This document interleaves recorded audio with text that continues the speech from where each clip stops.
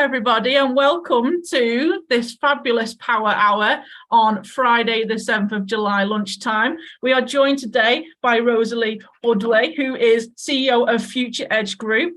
She is an executive coach and has a decade in leadership training. She currently has 2 executive leadership programs, and she's here today for our strengths-based Power Hour on how to develop your authentic self, to find empowerment, how to grow your mindset for growth, and also how to understand your influence and your strengths in your leadership style. Without further ado, I'm going to hand over straight to Rosalie, and she's the expert here, so I'm going to stop spotlighting and head straight across. Thank you.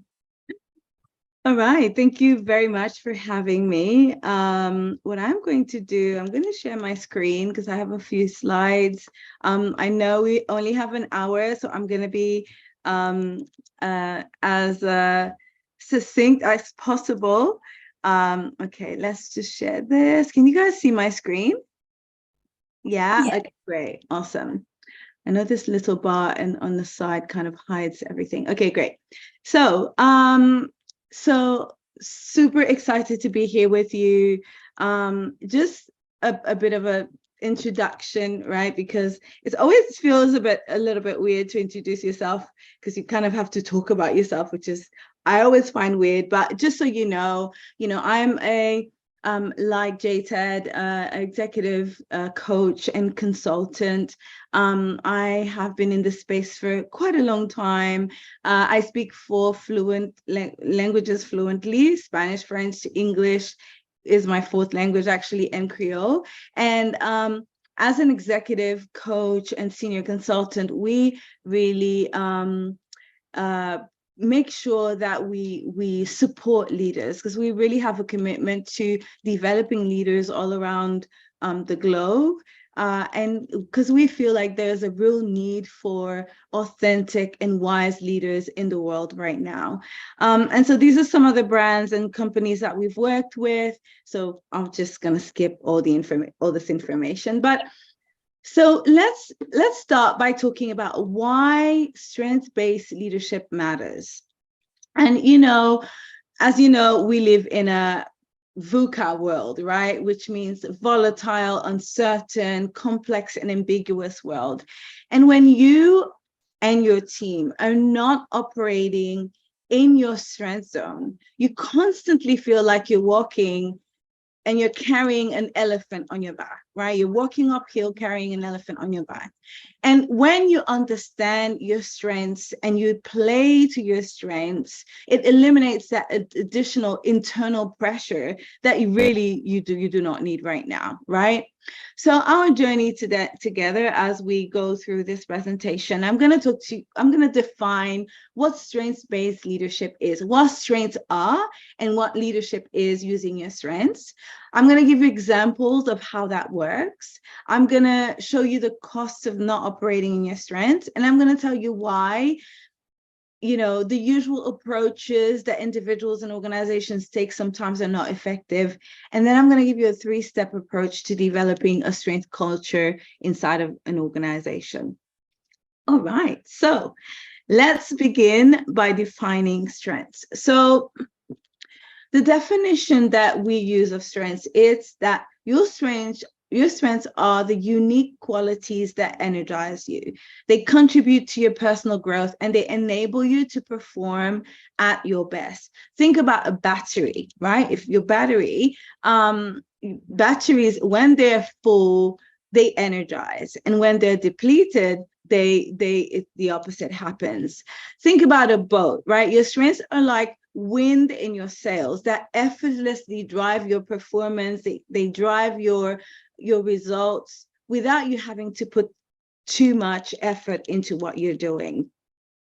So how do you know that you're operating in your strengths? Well, like I said, if you think of a moment or task at work that made you feel inspired and energized and satisfied, you're probably operating in your strengths in those moments.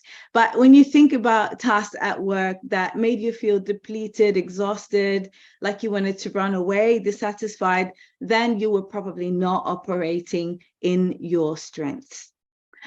So in our organization, we use a tool called Strength Scope, and we basically and I forgot to say this about myself from the beginning, actually, I am a data and research geek. I love psychometric tools because they fast track results. They fast track our ability to gain understanding of a situation, what's going on in someone's life, right? And so this is a tool that we use, and I'm going to show you some examples based on that tool. But we all have a unique set of qualities that energize us, right? Our strengths.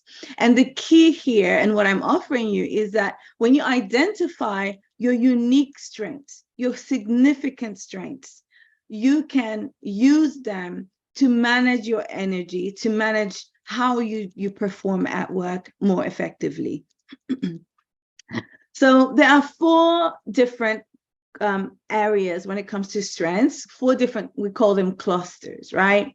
The first one is your emotional strengths. And this is how you make sense of, express, and you manage your emotions. When we talk about emotional strengths, we're talking about things like courage and resilience and enthusiasm and emotional control. These are emotional sides of your personality, and some could energize you, and some can deplete you. The second one is relational strengths, and this is all about how you establish and maintain productive relationships with other people. And when we talk about relational strengths, we're talking about how you collaborate with other people, how you build relationship with other people, how you lead, and different strengths will either, again, deplete you or energize you. For example, you could be someone who one of your strengths is relationship building. And if relationship building is your strength, you feel energized around people. You want to have coffees. You want to build with, you want to, you love hanging out with people, right? But when relationship building, for example, is not one of your strengths, then you find it a little bit more challenging to have interactions with people without a specific purpose. Okay, the third cluster, execution strengths. And this one, again, as a leader, really matters, because this is how you deliver results. This is how you, not just how you deliver results, but how you deliver the results, right? What you deliver and how you deliver results. And this is all about your delivery, the quality of your work. And this is things like how focused you are on results, or how focused you are on developing yourself, right? Increasing your skill, how flexible you are, how decisive you are. And then the fourth cluster is all about how you gather and you use information in order to make decisions. Here we're talking about things like critical thinking, how pragmatic you are, any creativity, anything to do with your ability to think, gather information, how you use that information. So there's a really important distinction that I need to mention at this point, and it's that there's a difference between your strengths and your skills. And sometimes people use them interchangeably. They say, oh yeah, your strengths and your skills, but they're 2 completely different things. Your strengths are innate. Like, you're born with a set of unique strengths, right? It's the way you're wired. You come like that from the factory kind of thing, and that's just the way you are. You're wired that way. And so when you operate in your strengths, you feel energized. Your skills are things that you develop over time. And they only energize you, these skills, if they are also aligned with your strengths, if they align with your natural way of being. But if they're not going to energize you, even though you can be really good at it. An example for that is, for example, for me, detail orientation is not necessarily one of my top strengths, right? So relationship building, definitely me. Like I absolutely feel energized when I'm in front of other people and we're doing things together, we're building things together, but not detail orientation. However, I've had to build the skill. I have to develop the skill to look at spreadsheets and understand financial statements and, make sure that I pay attention to detail. I've learned to develop that skill, although it doesn't energize me, right? Okay, I hope this all is making sense. So now when it comes to organizational perspective, or, you finding your zone of peak performance inside of an organization, then you need to look at, okay, what are the skills that I have and the knowledge that I have? What are the strengths that I have? And how do my skills and my strengths, how do they align with the organizational goals? And when you have alignment with these three things, then you find your zone of peak performance. And I'm going to give you lots of examples, so bear with me here. All right, I'm laying some more foundations. Another thing that's really important is to understand negativity bias. Okay, as humans, we have a tendency to give weight and attention to negative experiences, information, feedback compared to positive ones. So if you say to me, if I say to you, your results last quarter, they were amazing. You exceeded everyone else's results. You were the best in the team.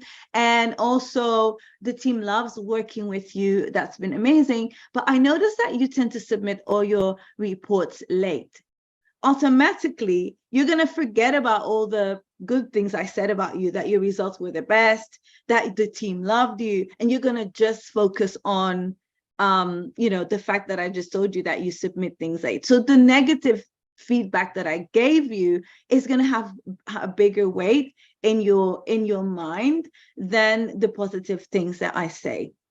And so so now let's talk about weaknesses. And this is why it's really important that, and I love this framework, that you do not focus on your weaknesses, because your weaknesses are things that naturally will deplete your energy. And when you focus on them, you magnify whatever you focus on, right? So focusing on your weaknesses is the worst thing that you can do for your confidence and for your mental health.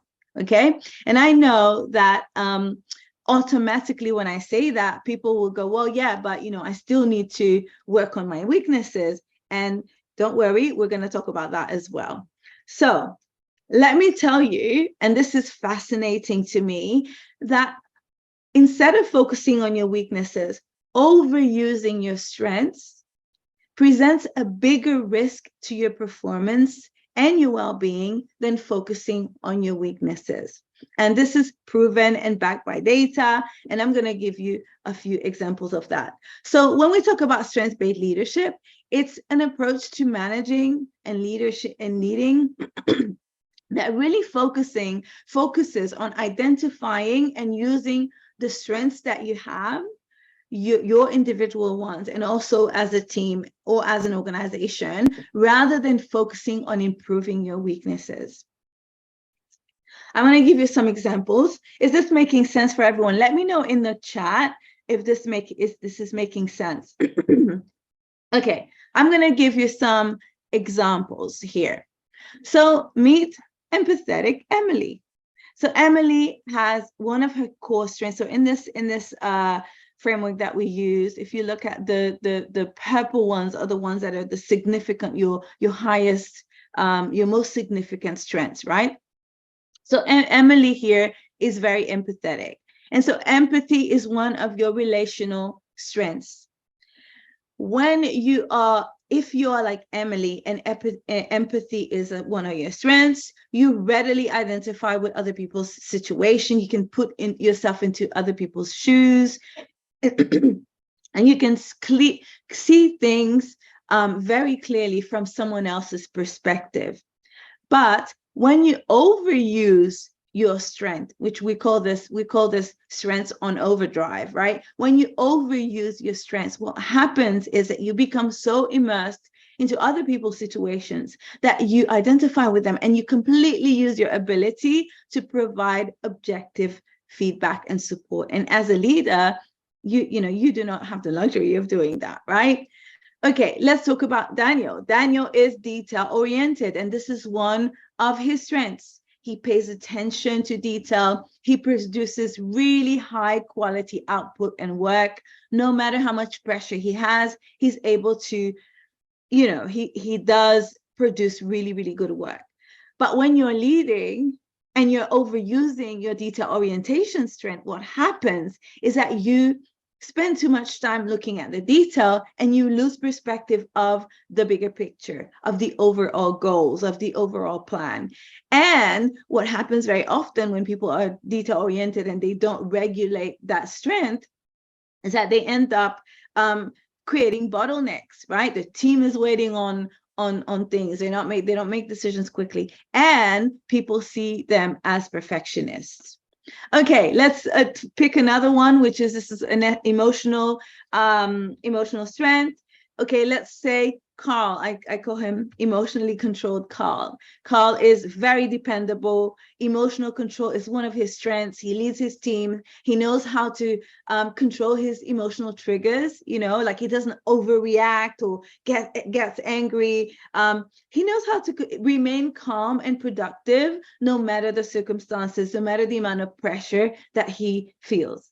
But on overdrive, his team feels like he's aloof, that he doesn't care about them, right? That he's productive, but when we talked about volatility, uncertainty, when people are feeling uncertain about their jobs and life is hard, you need to be a leader that can show emotion and that can show that you care about the people that you're leading, right? So overusing your strengths is a challenge that affects you, that is more likely to affect you than how your weaknesses will affect you. I'm going to give you another example when it comes to interacting. So let's say Rosie is super self-confident and she thrives in,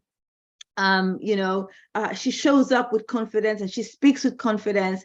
But Daniel, self-confidence is a non-strength. He's not the kind of person that enjoys standing up and speaking up and things like that. When they're working together, if they're aware of their strengths, if they're aware of each other's strengths, they'll be able to relate in a way that is so much more effective, and everyone in working together, they will feel safe working together because they understand each other on a different level. Okay, so when you take a strength-based approach, you can intentionally regulate your energy levels to assert control over it, right? You can regulate yourself. If I'm gonna be working with Rosalie, I know she's relationship building is one of her strengths. Then I know I'm gonna give her 5 more minutes because she's gonna want to have a chat, right? Or if I know that you are someone who you're not energized by too much conversation, I can regulate, I can intentionally decide how we interact so that we both are happy with our interactions. Now, here is what I see all the time with individuals and organizations that is a wrong approach and is a costly approach as well, is that organizations spend so much time and money correcting weaknesses instead of promoting and leveraging existing strengths, right? Performance reviews often focus on shortcomings, what you're doing wrong, what's not working, and development plans are made to correct rather to enhance strengths. Okay, and this is an exercise that a lot of organizations are doing now that is really making a massive difference because the benefits are so big. And often organizations, they want to focus on strengths, but they don't know how to create a strategy or a culture that will drive results if people are using their strengths, or they don't have the courage to make that step. So becoming self-aware is the first step in becoming a more effective leader. So I'm going to tell you how you can identify your own energizers and depleters. So here's a little exercise that I'd love you to do in your own time. I'd love you to check your calendar. Because you are a leader, you'll have different activities and tasks on your calendar that you need to complete every single day. And have a look at your calendar and make a note. How many of these activities and tasks you feel energized by, and how many of them drain you? And when you look at them and you make a list, I'd love you to make a list, because that's going to really help you see It's going to help you see what's working and what's not working for you personally. And then you can decide, okay, what can I delegate? What do I need to stop doing, or like completely? Or how can I change my approach to doing this task or this activity? And what can I systematize so that I don't have to do it in all the time or in a way that doesn't work for me? Okay. So this is what happens when people and organizations shift to a strength-based approach. And this is all data-driven. Again, I'm telling you, I'm a data and research geek. When we work with clients within our company, the first thing that we do is that we do surveys. We do like, we do surveys, and we ask questions to see where people are at. When we finish our engagement with the clients, we do another survey. And then 6 months after we finish with a client, and that's all part of our agreement from the get-go, we do another survey to see how things are going, how people are getting on. So these are the things that we have found that really, in addition to other research that we have seen with our own work that has worked within organizations and individuals. Number one is psychological safety when you're talking about a group of people, because people feel comfortable to be themselves at work, right? They don't feel like they need to pretend. Right.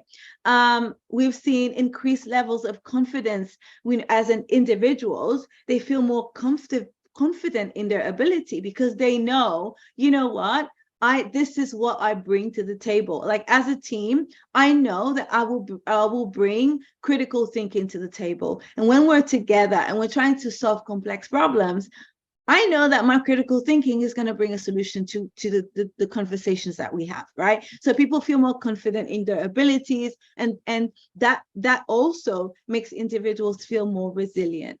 The other thing that we've noticed is improved well-being and mental health, right? Like, so there's decrease in team conflicts, people not getting on because they just don't understand each other. When we do these exercises, they're very not in a non-judgmental way. People really get to understand, oh, okay, this is how I'm wired, therefore this is how I behave, and this is why I love working with Nikki. By the way, Nikki is she's my operations director, and she's here as well. And the way that she works is so complementary to the way that I work, that we have such a great working relationship. And it just makes everything so much easier, and we get better results like that. Another thing that we've recorded is that environments become more inclusive, right? Because individuals feel valued. And this is really interesting because we had a client actually who they wanted to do some work around diversity and inclusion in their organization. And when we were like, okay, let's take a strength-based approach. The other issues, completely transformed because the environment became more inclusive. People felt more valued, and they understood each other. Improve employee engagement from an organizational perspective, less absenteeism, and less turnover. Improve customer engagement, obviously improve sales, and high levels of performance and productivity. So all of these are things that we have recorded from work that we have done, in addition to obviously data that we know, which is why we're so passionate about this work. All right. I would love to you to just put in the chat, because I know we have limited time. I'd love you to share in the chat any insights about adopting a strengths-based approach that resonated with you the most. Like, what I'd love to hear your thoughts in the chat, and I'm gonna have a look now. Yeah, so really good. I'd love to hear, let me know in the comments, communication skills and collaboration with others, enabling. Yeah, definitely. So when you understand the way that you're wired, it absolutely helps you communicate in a way that is more effective. Obviously, this doesn't replace, like having an understanding of communication strategies and, how to communicate more effectively, but being able to collaborate with people and communicate with people, you understanding that, for example, we have a client that we're working with. He's a CEO, and he loved collaboration, right? He would collaborate. He absolutely loved joining forces with other people constantly. And then he realized that he was overusing that strength, because he's really good at gathering people in networking, that they had all these different projects happening, but none of them were being completed, right? So when he realized that, he brought someone into his team who her strengths were are results focus. So his result focus is one of the key core strengths, and then completely changed the scenario, right? Because not only he was able to gather people together, but then they were able to complete projects and make them happen to the end. Okay. I like the focus of being on positive and building strengths rather than weaknesses, which is, yeah, absolutely. Thank you for sharing that, Joanna. Okay, great. So I'm going to talk about a 3-step process for building a strengths-based culture. And this is more in the context of your organization, right? If you're leading a team, if you are a leader in your space, how do you shift from, okay, we're fixing weaknesses, to, okay, we're going to enhance people's strengths? And there's really 3 simple steps. They're not very complicated. They just require a little bit of courage and commitment. So the first one is the overall, and then I'll explain each one separately. The first one is identification. So, identifying strengths. The second step is to develop the strengths. And then the third step is to amplify these strengths. And so I'm going to go with you step by step. I know there's a lot of information on this slide, but I thought I'd put everything together and share it with you. Okay, so let's dig in. The first step to build a strength-based culture is to begin by identifying your strengths. So first, your personal strengths, and identifying the strengths of each one of your team members, okay? The reason why this works is because when you understand people's unique strengths, you can align their roles and their tasks more effectively. You can promote, better engagement within the team. People in your team will naturally feel more satisfaction around what they're doing, and they will also be more productive. And the way that you do this is you deploy a strengths assessment tool, or you facilitate strengths self-reflection with feedback sessions, okay? Now, different organizations do this in a different way. As I mentioned before, we use a tool that we absolutely love, because we find that it's just really easy for people to identify their strengths. It takes 20 minutes to take the assessment, but other ways to do it is, gather the team, do surveys, and get people talking about what are their strengths, what they think their strengths are, and things like that. So getting people to understand their strengths is the first step. Once you understand your own strengths and how you're wired, then you identify your teams. You're starting a massive shift in your organization when it comes to building this kind of culture. Gallup, which is one of the leading organizations when it comes to strengths-based psychology and strengths-based leadership, they conducted a workplace report, a state of workplace report, that showed that when people use their strengths on a daily basis, they're 6 times more likely to engage at work, 8 times more productive, or 8% more productive, and 15% less likely to quit their job, even in times of high demand and high pressure. Okay. All right. The second step to building a strength-based culture within an organization is to create the opportunity for your team members to develop and enhance their strengths. We have a terminology that we use in our practice. We call it stretching strengths.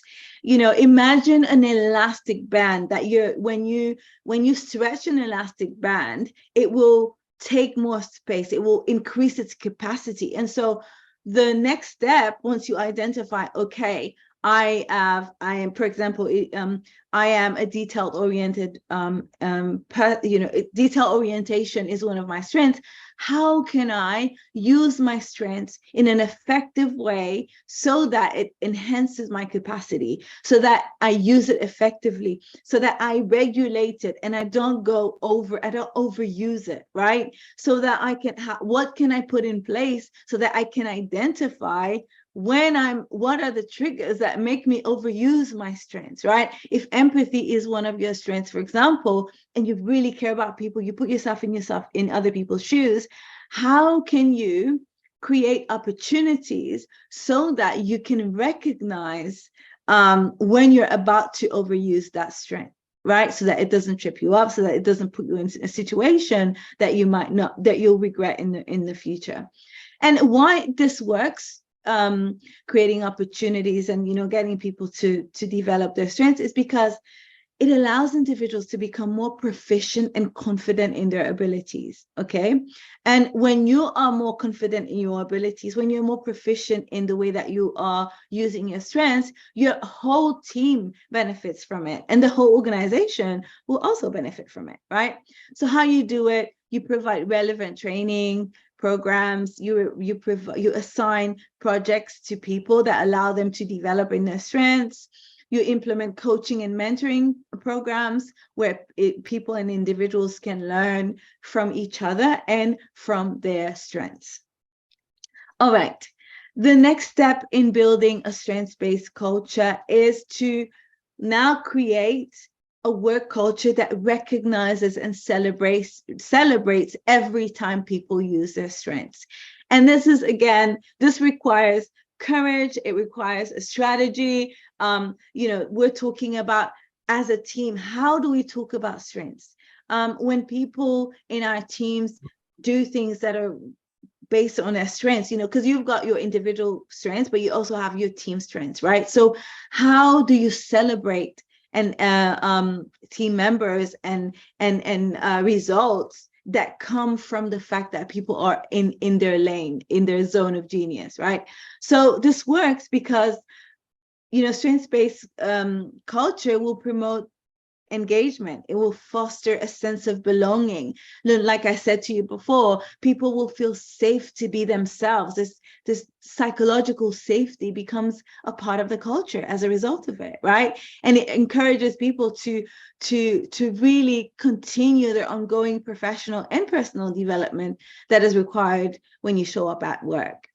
So when people feel valued and they feel that they can be themselves, right? It makes them feel more satisfied and more motivated at work. So the way that you do that, again, is that you acknowledge and you reward individuals and teams as a whole, right? Sometimes you'll have a person on a team who will, do something that is stellar, and and you have to recognize them specifically. But then sometimes the team dynamic will allow a win. And so recognizing the team for operating in their strengths is one of the most powerful things that you can do for a team cohesion. You highlight results, you incorporate strengths when you're having team meetings, or when you're doing performance reviews, and you really promote stories within the organization that focus on strengths, okay? So again, another report, from the Tanner Institute, and that they found that when employees feel recognized, they are 47% more likely to stay in their current organization and 55% more likely to feel proud of their work. And I am telling you, when you're working in an organization and you feel proud of the work that you do, that you feel that it matters, there's no value to that, right? It's really invaluable. All right. So some people, might be thinking, well, how long does it take to do that? And I thought that I would just like a quick case study for an example of a client, right? Like we met the first month, we did a strategic review, which is what I mentioned to you. Like, we always start with doing surveys, understanding what's happening inside of an organization. We did 1-hour interviews with some specific stakeholders inside of the organization to make sure that we understood the culture that is there and how people think and how they view things. And then we did a VIP day for the senior team. And then we did a kickoff meeting. We rolled out strengths assessments for the team on the second month. We did a half day specifically for managers so that they understand how strengths work, a little bit like, going over the specific of strengths-based leadership and how, as managers, it would impact them personally first, and then how they lead their team. And then we did some executive coaching and, we did this in a month. Then we took month 3 to 5, we did some more coaching. We really worked with the team. We did monthly workshops and monthly surveys. And then on the 6th month, we again closed the program, did some assessments, did a debrief, and then 6 months later, we were able to do another assessment to see how things were going. 6 months, right? Only 6 months. So it's not really that difficult, but I must say that it does require a commitment from the leadership team, and it does require a commitment from, to really do the work. I was going to say something else, which kind of slipped my mind, but anyway, we'll come back to me. Okay, so let's talk about, is this making sense for everyone? Let me know in the comments. Typically, I like to, the interaction. Yeah, absolutely. Motivation also counts. It does. And you can, and thank you for bringing that up, Irene, because you could try to motivate people, but if they're not feeling energized, it's going to be very short-lived, right? If they have to do tasks and activities, and if they're in an environment that really isn't energizing for them, then their motivation is, you're always going to have to be motivating people. Whereas when you're focusing on strengths, it's a completely different dynamic, right? Okay, so 6 elephants that in the room, and I love to use the example of an elephant, because I know that when we talk about strengths, we have also seen that leaders and organizations express a little bit of I'm not sure about this. So let's talk about 6 things that we've seen. So number 1, it's the belief that having a balanced skill set is better than focusing on strengths, right? So some organizations will say, yeah, but we really want our people to be well-rounded, right? Like, we want them to be well-rounded individuals and not really focus on the strengths. But the reality that about that, and the funny thing about that, is that the more you focus on your strengths, the more you fast track your ability to produce results, right? Because at the end of the day, why does an organization want for an individual to be balanced? It's because they want results. They want them to be more productive, right? And so the quality of your output and the efficiency, effortless efficiency that you'll experience when you're operating in your strengths is faster. You get there faster than if you're trying to look for problems and trying to fix them. Does that make sense? Okay, the second thing that we see is people go, well, yeah, but it's difficult to identify strengths. Well, again, I've shared with you, it takes 20 minutes. There's lots of different assessments that you can do yourself. And I really do encourage that as a leader, you engage in one of those exercises, assessments you can do, or do that little exercise that I gave you before, whereby you look at your calendar and you really look at your tasks and you go, okay, these are the things that I'm doing. How do I feel about this? Does this energize me? Does this deplete me, right? Do I feel excited about doing it? Or do I, every time I need to do it, do I dread doing it, right? And then make some decisions around how you're doing the work. Okay, number 3 is resistance to change. And this is really normal. Any approach that is different will require, a shift in mindset. And this is why, working with consultants like ourselves, but then really making a decision and looking at the positives, right?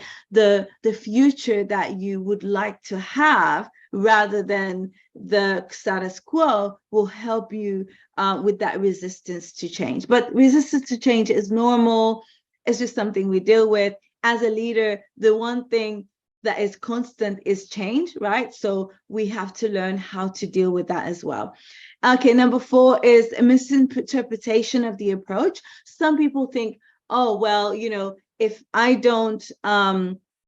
we don't address weaknesses, then we never address weaknesses. And people on my team, and this is a big one, people on my team that, I'm never going to be able to tell them if they do something wrong. And this is not what it is. This is a misinterpretation of the approach, right? Like if you have a team member that you're working with, of course, if there are things that are not working, you have to address it. Of course you do.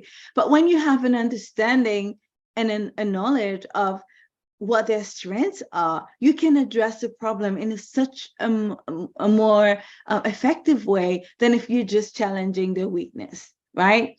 And sometimes you may need to make some decisions because the weaknesses that they have, like you will continue to have that problem unless they don't change the way that their approach to work, right? So it's not that you don't address the weaknesses. When things go wrong, you need to talk about them. You need to have courageous and difficult conversation with your employees and sometimes with yourself as well. But the reality of it is the approach that you take is so much more effective when you're focusing on strengths.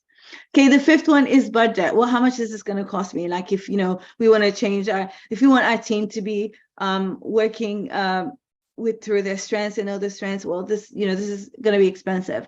Well, it's not expensive, but my question is always expensive compared to what, right? What is the cost of you continuing to have the challenges that you have versus making an investment towards improving the quality of life of your own and your team, right?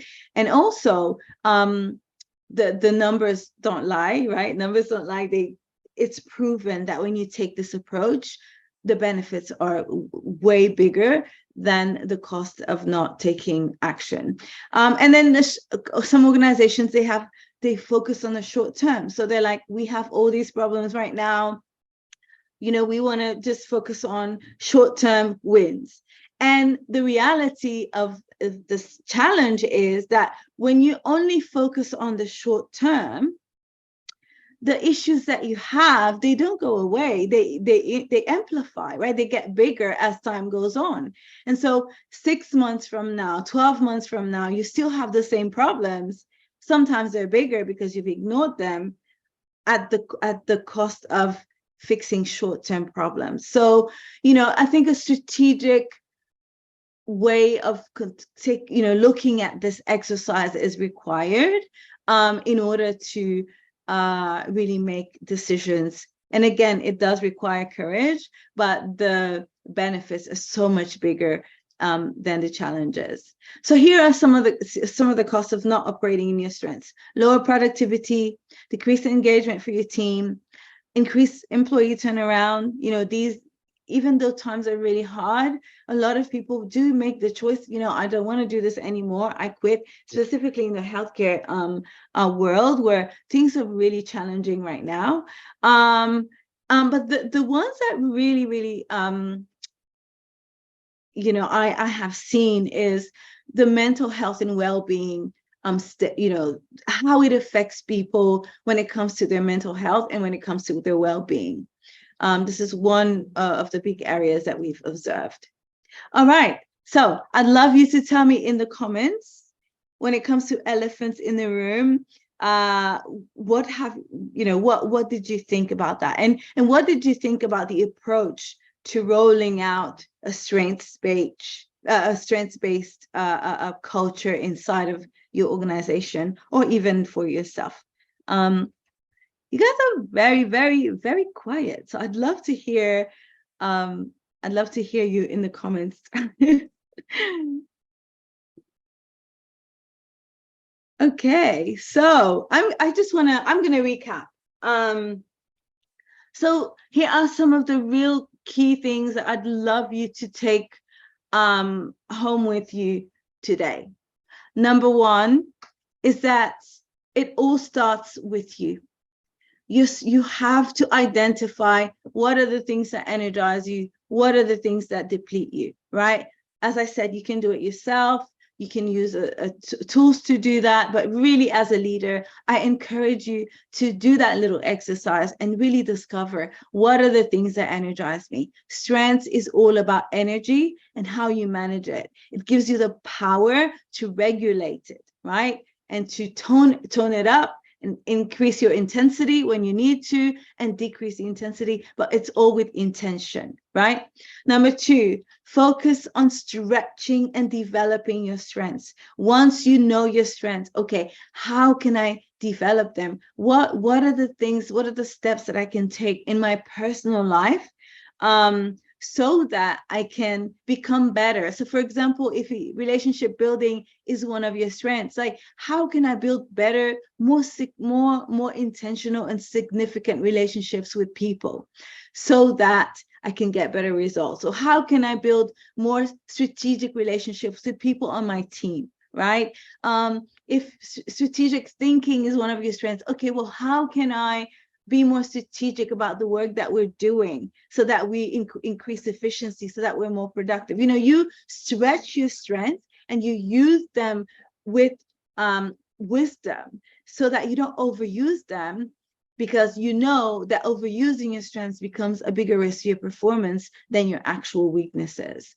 Number three, get to know your team's strengths. You know, if you're a leader and you've got team, I really do encourage you to do an exercise and get them to discover. They will be so appreciative and grateful for you doing this exercise. But also, when they discover it, you can help them develop it and stretch their strengths, you know, because that also will help you create a culture that is inclusive, where people feel safe, where they trust you. All right. And then number four, make strategic decisions to build a culture where people thrive in their strengths. And this has a lot to do with how you communicate in your meetings with your team. You know, celebrate people when you see them operating in their strengths. Talk about how people can amplify their results, productivity, etc., when they're operating in their strengths. And last one, know the cost of not using your strengths. You know, it does catch up with you. It catches up with your leadership sooner or later, because it creates environments, and specifically right now where we're in so much uncertainty, there is a cost associated with it. Yeah. So yeah, so this is basically it. That's it for me. If you enjoyed this presentation, well, you know, you can, this is my, you can connect with me here. And it's been a real pleasure to share this information with you. I'm just going to stop sharing my screen. And if you have any questions or comments, I'd love to interact. But Jade, over to you. Thank you so much, Rosalie, and thank you for stopping to share your slides, because now I can see our wonderful audience, and I can see we've had a lot of feedback come through the chat. And given the time, we have the opportunity for one or two questions.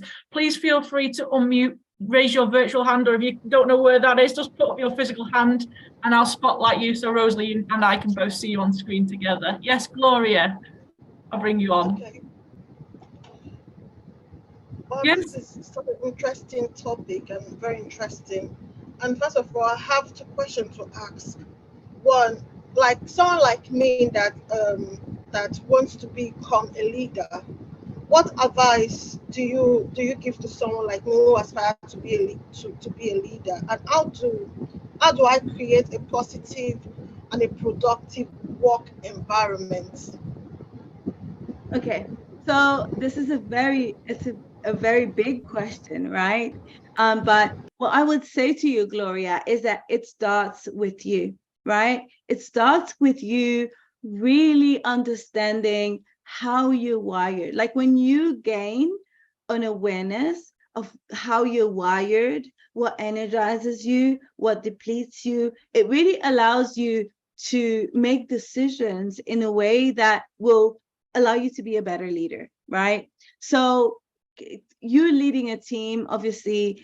Once you understand the way you're wired, what makes you tick, what energizes you, how you lead yourself, then the next thing I would say is to become interested and curious about the people that you're leading, right? Because the more curious you are about the people that you're leading, the more effective you will be when leading them. The more you'll be able to, assign tasks that are suitable for them. The more you'll be able to make decisions.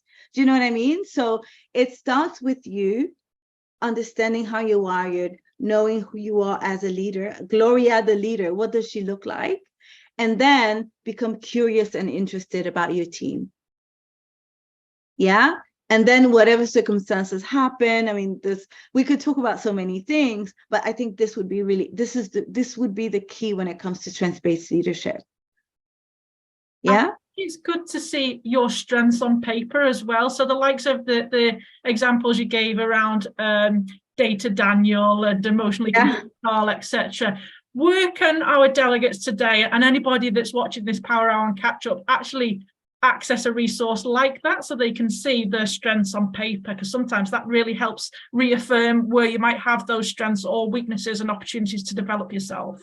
Yeah, absolutely. So this is a tool that we use, and we can give the link up the details when we give people the replay and everything. Perfect. Yeah, we'll give the details. But really, it's a really powerful tool because it helps you see exactly. It kind of fast tracks you to the actual where to look at, like when as an executive coach, when I'm coaching people, the first thing that I do is I get them to do this assessment because it just fast tracks, and I can see, and if they come to me and they say, oh, I'm struggling with my team, blah, blah, blah, I look at their assessment and I'm like, oh yeah, of course, relationship building is not one of your strengths. Of course you're going to struggle, or, oh, my team complain about the fact that, and I look, okay, decisiveness, you take too long to make decisions, right? So let's go. And then we tackle the issues straight on rather than exploring and thinking, and spending time in the exploration phase. We go straight to what the challenges are, and we can support people in the right way. I hope that answers your question, Gloria, and we'll make sure that link is shared with a copy of today's recording as well. I can see we've got another question from the fabulous Olawata Sidloba, who attends all of our leadership training. I'm sure this will be a really great question. Hi, thank you very much for this session. Thank you. And I must say thank you also to Jade for organizing this. And so I don't really have a question, but I just want to say some few things about what you said. Yeah. I like how you started. There was a flow from the beginning to the very end. And I like the fact that you explained that there is a difference between strength and skills. We always misunderstand both. We think they're actually the same thing, but they're different. I love the way you differentiated them. Then I love the fact that you said we shouldn't dwell too much on our weaknesses. We can work on them, but we don't have to reside there. Yeah. You understand? We don't have to live in our weaknesses. We don't have to reside there. We can work on them. Then I like the fact you said we should stretch our strength. Yeah. I am very empathetic. I am very empathetic. I am a relational person. I love to talk to people. I love to encourage people. I love to push people. I love to tell them you can do it. I love to push people. And one of the ways where I stretched myself was to do a short course with the Institute in mentoring, because I know it will help me also to be better and to be a professional in that field. But I also noticed that my colleagues, I'm in HR with NHS England, and I noticed that anytime they ask me to train someone, in a couple of weeks, in less than a month, I find people confiding in me, telling me personal things, and I find myself encouraging, talking to them and all that. Someone called me like an hour ago and said, oh, I want you to show me something. I said, okay, I will show you. And the next thing she said, thank you very much. I don't know why. I just like calling you any day I'm down. And I said, oh, thank you. So I just want to say thank you for this session. It was really, really worth the time. It was wonderful. Thank you and all the best. You're welcome. You're welcome. Thank you so much. Thank you, Salome, for highlighting those key points and observations. You're welcome to attend everything that we do. Great to see you on the call. We've got one final question from Jackie. I'll just bring Jackie onto the spotlight, and this will be our final question. While you do that, I just wanted to say, it's really important that you especially in your space where your work is around caring for people, and it's really, really important that you set boundaries, because otherwise you end up again overusing your strengths, right? And this is really something that I really encourage everyone to think about, is that one of the biggest ways that you can serve other people is to make sure that you are okay, right? And that you are that you preserve your own well-being. And this can be really challenging to do when you see so much need, right? Like you're around people, there's so much need, but it all starts with you being well. And if you're not well, you can't support others. So it's really important that you set boundaries and that you safeguard your own well-being, and you really, your own energy, that you conserve it. You make a decision. Okay, now, for example, if someone calls you and they talk about their problems and stuff, you make a decision. Today, I'm available. But if you just came out of a big work day and you're exhausted, you can make that decision. It's okay for you to say, actually, I'm not available right now. You know what I mean? I just wanted to mention that. Jacqueline, how can I help you? You're on mute. There you go. Right. I just wanted to thank you, because I think you have kind of summed up my working life sort of pathway, which I had to sort of find out myself where my strengths were. And one thing happened. You mentioned psychological testing initially. I hadn't been in a managerial or executive post for very long now. That's going back many, many years. And a chief executive said to me, how about if we did psychological testing for the executive team? And I thought, well, why not? And when I had my psychological test, it was stopped halfway through by the person who did that. And he said, I need to go back with you over a set of questions. And I had no idea what he was getting at.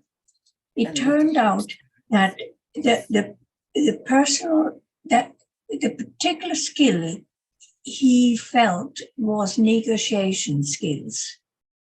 And that was like a light for me, because I then identified why I like finding solutions, and because I then needed to be able to listen and to negotiate. And I had never made that connection before. So you just reminded me of some past times. I still use that skill. Yeah, awesome. Thank you. Thank you, Jack. So we will, because we've got no more time for questions, unfortunately. We're nearly at the buffers of time. So we will be in touch, Rosalie and I, after today's event, to make sure we've got all the contact details to share across to everybody that's attended today, and anybody that may be catching up this power hour. If you've got any questions, because I can see you've got a couple of hands still up, you should be able to then reach out to Rosalie. I'm sure she'll be more than willing to help you there. But all that's left for me to do today is thank you all for attending. I hope you found it really beneficial. I know I have. I've got lots of notes to take away and work on my strengths and my weaknesses as well. And we all have them. And thank you so much to Rosalie. This isn't the last that you'll see of her. This is the start of an ongoing series of workshops that we'll have with Rosalie from now and starting again back in September. So if this is the last time we see you, thank you so much. Enjoy your summer holidays and we'll see you at September. Or if you're joining us for events next week and the following, where we've still got a couple of more activities, we'll see you then. Thank you so much for your time, everybody. Thank you again, Rosalie. Thank you. Take care, everybody. Bye-bye. Bye.